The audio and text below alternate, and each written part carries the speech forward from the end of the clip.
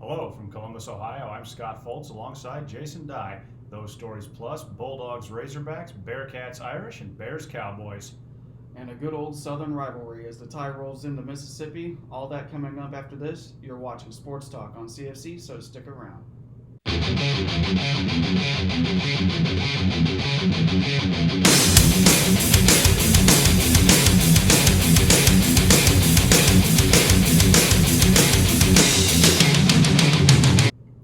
We begin with a look at last week's games, and week 4 was interesting to say the least. Starting off, Notre Dame absolutely wrecked Wisconsin to remain unbeaten for yet another week. Is this team for real, or have they relied on the luck of the Irish to get this far? Well, if you really look at the fourth quarter of that game, Wisconsin imploded. I mean, 4 turnovers, 4 interceptions. I think 1 or 2 got run back for a score. I think if that didn't happen, I think Wisconsin would have pulled that out. But Notre Dame came on strong defensively and just really wrecked the Badgers. Arkansas doubled the score on Texas A&M in the Southwest Classic as the Hogs came into Arlington with something to prove and left with a number 8 ranking. Yeah, and again, it's just Arkansas came to play. They're well coached and all that. I mean, I said early last week, Texas A&M had to find a way to put Arkansas away, and They didn't do it. They didn't do it. The Stanford Cardinal put up a respectable fight against UCLA, but the Bruins returned to their winning ways with a 35-24 victory over their in-state rival. Yeah, and another hard-fought game, and you know that could have went either way too. But you know UCLA found the means to win. And finally, Ohio State completely destroyed Akron. The Zips scored first in that game with a touchdown on their opening drive and then never saw the end zone again as the Buckeyes put up 59 unanswered points and the defense came away with 8 sacks in a totally one-sided game. Yeah, you got to see both of your backup quarterbacks play, and it just didn't seem like it mattered really who was in that game. They were making plays. It was good to see, but they got a tough one this week in Rutgers. Yes, they do. Some upsets from last week saw NC State take down the once mighty Clemson as the Tigers dropped to 2-2 for the year in the number 25 rank. What does Dabo Swinney have to do to return his team to their former glory? They've got to find a way to make some offense happen because they're dead. I mean, you don't have Trevor Lawrence anymore, and they're not making things happen, and could be the end of the era. And the strange irony, Trevor Lawrence now plays for Urban Meyer in Jacksonville. Yeah, and who is now 0-4. So, very weird times in Clemson land. Indeed. Iowa State led Baylor in rushing yards, passing yards, and total yards, but Baylor led on the scoreboard 31-29 to keep the Bears' unbeaten streak alive.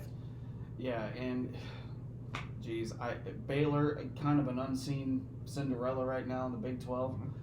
Iowa State, they've imploded, and I'm not really sure what to make of Iowa State right now. Minnesota fell to Bowling Green of Ohio in a low-scoring game that saw both teams turn the ball over more than once. Minnesota was a 30-point favorite at home during homecoming. Ooh. Inexcusable. That's bad. To get wrecked like that. Yeah. On your homecoming. Yeah. Not good. Not good at all. Do they have a chance of coming back? Are they going to be anything in the Big Ten West this year? You know, after how they played Ohio State in week 1, I mean, you really thought that they were. We were impressed. Yeah, and they put up a fight. They showed up, and they were a respectable team. Yeah, and after the loss to Ibrahim and for the year and all that, it just seems like that team's just kind of lulled, and now to get beat by Bowling Green, I'm not sure what's going on up there. And down south, Georgia Tech hasn't been a powerhouse in quite some time, but the Yellow Jackets stung UNC 45-22 as the Tar Heels lost 3 fumbles and only moved 63 yards on the ground. Yeah, and I don't know if Georgia Tech is still running the triple option because I didn't get a chance to watch this game, but if you're North Carolina, you have to be able to move the ball on the ground, and obviously they couldn't get nothing going, and I don't know, Mac Brown, probably not real happy after that one. No, I don't imagine he is. Oklahoma State handed Kansas State their first loss of the season as the Wildcats turned the ball over twice and the Cowboy defense shut down the run game, holding K-State to just 62 yards on the ground, and the Wildcats only converting twice on third down. Yeah, and we all know what the anniversary was that week. That was the I'm a man, I'm 40, and, these kids played like men. So hats off to Gundy over there, Oklahoma State. Indeed. Taking a look at Week 5, we start off with an SEC showdown between two undefeated teams as Georgia hosts Arkansas. The Bulldogs coming off a 62-0 shellacking of Vanderbilt, while the Razorbacks overcame Texas A&M and shot up 8 spots in the rankings. Both of these teams are on a roll, but only one can win here. Oh, yeah, this is going to be a good one. Arkansas, like I said, is one of them sleeper, is now become a powerhouse in the SEC for this year. And, they've been able to control the clock on, been dominant on third down. And they've also been able to limit penalties and to continuing to get takeaways. That's been a big key to their success. The Arkansas defense, they're going to go up against a really talented Georgia front line. And, that's been part of Georgia's success. They've been able to keep Daniel safe in the pocket. And then the Georgia defense is one of the best in the country. So I think it's going to be really challenging for Arkansas to really get things moving here. So you see this as a close one? I do. Yep, I do. I like Georgia 38-23. The Cincinnati Bearcats travel to South Bend to face a very tough Notre Dame that, just like we said last week, they keep finding ways to win. The Irish have struggled a little this season, but remain unbeaten with no signs of slowing down. Yeah, I've picked against Notre Dame for 2 weeks in a row now. 2 weeks in a row, I've done it. But, first and foremost, Cincinnati, there's a reason why they're ranked where they're at right now. Mm-hmm. I think they do give some matchup issues for Notre Dame. The run game hasn't been great over there in South Bend. That could be a big-time problem. And Jack Cohn right now is hurt. So the Cincinnati defense, I think, is going to be able to take advantage of that because when you're hurt, it's going to be really hard for you to establish rhythm to get going.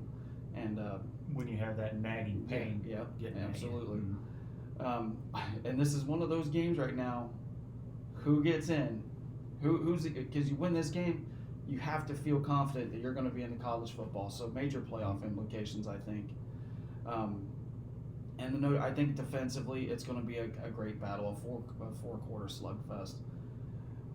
So you see this as another close one? Yep, absolutely. I think you're going to see a hard-fought game. A little bit of bad blood there, too, between – I don't know if it's really bad blood, but Marcus Freeman, the defensive coordinator for Notre Dame, used to coach on Luke Fickell's staff and was his defensive coach. Now at Notre Dame – and from what I understand, they haven't talked since he's left. So I just kind of feel like the Bearcats are going to be a little charged up for this one. So you're picking the Bearcats in this one? I originally did pick Notre Dame, but by golly, I'm going to reverse my stat here, and I like Cincinnati 28, Notre Dame 24. Very close game. Baylor, coming off an upset win over Iowa State, faces another tough Big 12 opponent in Mike Gundy's Oklahoma State. The Cowboys are coming off wins over Kansas State and Boise State, but both were very close games. Yeah, Baylor came out with a surprising win over Iowa State. This was supposed to be a rebuilding year for Baylor, but obviously they're rebuilt. They seem to be rebuilt, and defense apparently has been huge for Baylor, and could give Oklahoma State some trouble here. Oklahoma State looking for some consistency in the offense. They've got a great passing attack. The running attack hasn't been all there. I would look for that to change because they're going to need every weapon in this game to win. This is going to be another four-quarter battle, like the rest of these games that we're talking about today. I like Oklahoma State 30-26. So far, some very close games and some very good fights in Week 5. And we'll finish off with another SEC rivalry as the defending national champion Crimson Tide will host Ole Miss. The Rebels come into this game undefeated with their closest game, a 43-24 victory over Louisville. Alabama crushed Southern Miss last week after a Week 3 scare against Florida. Is it fair to say the Tide shook that one off? Yes and no, because now we're kind of looking at this Ole Miss game. They've been good so far. This is one of those games where Saban's going to be tested. Mm-hmm. They haven't pulled out all the stops. They've been Alabama, but they haven't been. You think the Tide still hasn't shown yet what they really have? Yeah, absolutely. And I just really the kid from Ole Miss, Coral, he's been lighting it up. Mm-hmm. You could be looking at whoever wins this game might become the leader for the Heisman Trophy, in my opinion. So you thinking Bama's going to remain Bama in this one? I do believe so, yeah. Yep. All right. And Jason will take another look at the top 10 for Week 5 in the AP poll rankings. Starting at number 1, the aforementioned Alabama beat Southern Miss up really good. Up next, Ole Miss. I really think More of the same. Yeah, we're gonna see an Alabama victory, but I wouldn't be surprised if that game went either way. But we're gonna find out. Georgia, I think, is probably one of the most complete teams in the country right now. They crushed Vanderbilt. Up next, Arkansas. That's going to be another great game out of the SEC. Number 3, we got Oregon. Beat Arizona soundly. Now going on to Stanford.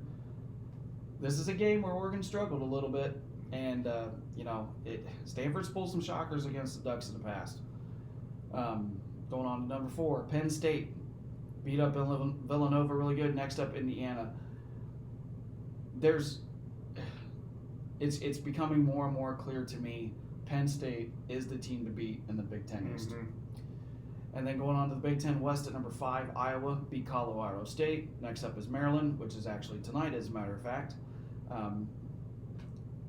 Should be another great Big Ten battle. And number 6, Oklahoma. I am very, very torn on this. I know maybe some people feel like they've earned it. They should stay at number 6. They beat West Virginia by 3 points. Mm-hmm. They now have beat 3 of 4 unranked opponents by 7 points or less as the number 6 team in the country. You need to be putting up double digits against unranked teams. Absolutely. And we talked about it last week. Mm-hmm. There's blood in the water in Norman. So what's going on there? Because they need to start crushing some folks. Mm-hmm. And they've got some key games coming down the stretch here. Iowa State, Baylor, and Oklahoma State. Better get it fixed, or you're going to see yourself out of the Big 12 title. And Sooners Cowboys is always a good fight. Yeah, yep, absolutely. Cincinnati coming off the bye, obviously facing Notre Dame this week. Arkansas beat Texas A&M. Next up, Georgia. Number 9, Notre Dame beat Wisconsin. Next up, Cincinnati. And at number 10, Florida beat Tennessee pretty handily. Next up, Kentucky. This week's edition of Impact or No Impact is a crazy one, to say the least. Week 4 had more than a few shocking moments, and we're going to take a look at 5 of them right here. Is the loss that Clemson took Saturday an impact or not to the stability of the ACC? It is a huge impact because you do not really know who is out there for the ACC. At this point, you got to write off the ACC in the playoff. There's nobody to You're represent. thinking there's no representation. No, there's nobody strong Atlantic enough. Coast. We just don't really know who's in control right now. And right now, Wake Forest looks to be one of the strongest teams. Florida State, garbage. No. Miami, Florida, garbage. North Carolina just got beat. Mm-hmm. Virginia Tech has been up and down. Duke, I think they play North Carolina this week. So Duke is perfectly capable of beating North Carolina. Mm-hmm. And Duke, of all people. So and Duke is more well known for their teams on the hardwood versus the gridiron. Right. But you know what? They made a splash here in the last few years. So it's up for grabs. Ohio State had a player quit mid-game versus Akron last Saturday. Will this impact the locker room going forward? I think so. I think it gives you some clarity that not everybody's perfect. Obviously, Kayvon Pope wasn't Buckeye material. Everybody wants their time in the spotlight. It's hard to do that when you're at a program like Ohio State, when you're 4 and 5 deep in positions. Mm-hmm. You want to play for Ohio State, you got to be on your A game time and time again, or you'll be replaced by the next man who's wanting that chance. Even a lot of these guys just they may not get tons and tons of playing time, but if they stick around, they have a better shot at going to the NFL than they are now throwing a temper tantrum in the middle of a game and being dismissed and entering the transfer portal. Yeah, he came back and he apologized for it, but I'm sorry, when you're playing for Ohio State and you're out there on that field, you have got to represent yourself as a professional because the scouts are looking at that. And yes, it does impact the locker room because these other guys are like, well, gee, I mean, he just did it, and I'm kind of feeling the same way. Well, the same result's going to happen. You want to act like a child, you'll be treated like one, but you'll be sent out. It's just that simple. And yes, he did apologize for it, but he threw his tantrum on national television. Yeah. The whole country saw it. The whole country didn't see the apology, for starters. And another case of this, yes, he is a talented linebacker, but the Buckeyes only pick the cream of the crop from the high schools around the nation when they recruit. You're the big fish in the small pond, and you're in whatever high school you're in, whatever town you're in. You go to a program like OSU, you're not the big fish anymore because that program is nothing but big fish. Yeah, and that's exactly. And maybe you'll be second, third, fourth string. Yeah, I mean, you see guys that are second, third string guys still getting in the NFL. Exactly. I mean, you see it all the time. A lot of these pro NFL guys are saying, hey, these kids from Ohio State, they can ball because they're developed better. So I think he blew a big chance. And I think he did too. Whatever road he takes on, I mean, wish him the best of luck. But, I hope he learned a life lesson here. You just can't stomp your foot and get mad because you ain't getting your way. Exactly. Sticking with OSU and Akron, Kyle McCord made his debut and had a good day throwing the ball. Will this impact how Ryan Day reviews the return of C.J. Stroud? It's an absolute impact, but it's a good impact. C.J. Stroud's going to start this week, and he rightfully That's should. been confirmed. Yeah, absolutely. But you know what? This really gives Ryan Day a good, confident feeling that he's got a good number 2 quarterback. And Jack Miller, we saw something we haven't seen all year out of that game, and that was more of a running style quarterback. Kind of reminds me of back in the days of J.T. Barrett, who was, and that I think that's what that offense needs. They need that wrinkle right now, but I think Ohio State's going to be just fine. We'll see how Stroud does on Saturday. We saw quite a few teams struggle this past Saturday. Will this have an impact in future games? Absolute impact. You know that all these teams that are playing these teams that struggle this week are taking notes. They are just literally taking notes, and now they're monitoring these games like, they had this defensive breakdown. I think we can expose that. They have this offensive breakdown. I think we can. I mean, just they're in the film room all week, picking apart frame by frame everything they can find. Yep, absolutely. Florida State head coach Mike Norvell made a statement about his team's recent 0-4 start. When coaches start to rant like this, will it have an impact or not? Again, another impact. This was good. This was good because we just stated it. Florida State they're just hot garbage right now. When your head coach goes on national television and he gets up there and he starts getting emotional and he starts ranting and raving, getting red in the face, that's a good sign because he said it. My kids are working hard. We're not getting the results we want, but we're working hard. You saw the fight that they took to Notre Dame in week 1. Took them to overtime. You should have won that game. I think if they would have won that game, you see a lot different Florida State team. But right now, I think it's a great thing to see. Other head coaches probably ought to speak up a little bit more. When you're struggling, but your kids aren't quitting on you, then yeah, you ought to stand up and tell them. Tell the world. And make sure that the world knows that these kids haven't given up. Yeah. And not to give up on them. They're giving you their all. Don't give up on them just yet. Yeah. Exactly. And that's going to wrap up Week 5. We'll see you back here next week for more sports talk on CFC.